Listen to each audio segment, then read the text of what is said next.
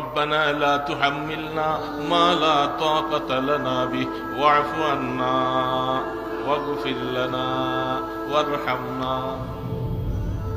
আরে বেটা আনতা করি সেখানের মধ্যে আল্লাহ সুবহানাহু ওয়া তাআলা দেখেন আমি গুনাহ করেছি, অনেক গুনাহ করেছি, এই জন্য আল্লাহ পাকের কাছে মাফ চাওয়া হয়েছে, শিখাইতেছেন আল্লাহ ওয়াগফির লানা, গাফারা ইয়াগফিরু, আল্লাহ তুমি আমাকে মাফ করো, মানে আমার গুনাহগুলি সব তুমি এটা গোপন করে দাও।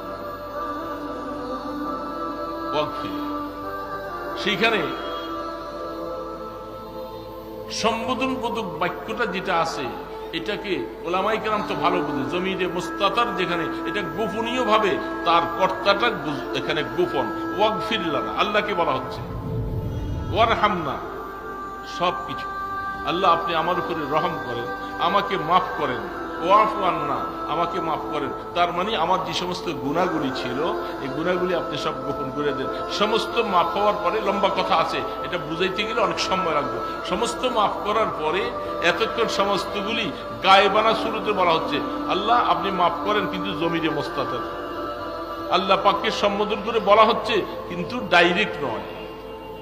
ওয়াফু আন্না ওয়াগফির লানা ওয়ারহামনা সবগুলি আমরের সিগা, কিন্তু জমির মুস্তাতার সমস্ত তার মধ্যে যাকে সম্বোধন করা হচ্ছে উনি গায়েব। তিনটা শব্দ বলার পরে বান্দার গুনাহ আল্লাহ পাক যখন মাফ করে দিলেন, এবার আল্লাহ আয়াত নাযিল করে বলে, সবকিছু বলে ওয়াগফির লানা ওয়ারহামনা আনতা মাওলানা।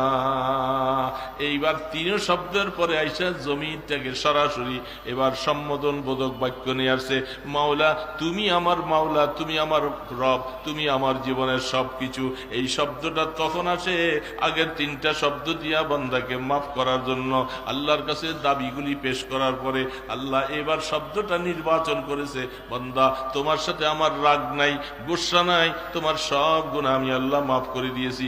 এবার আর আমাকে ওই সুরতে তুমি জমির হিসাবে মুস্তাতার গোপন শব্দ দিয়া বলার দরকার নাই, এবার সামনাসামনি চলে আইসা আমাকে সম্বোধন করো, আনতা মাওলানা। মাওলা, এবার আমি বলতেছি তুমি আমার মাওলা, তুমি আমার সবকিছু, তুমি আমাকে মাফ করে দাও।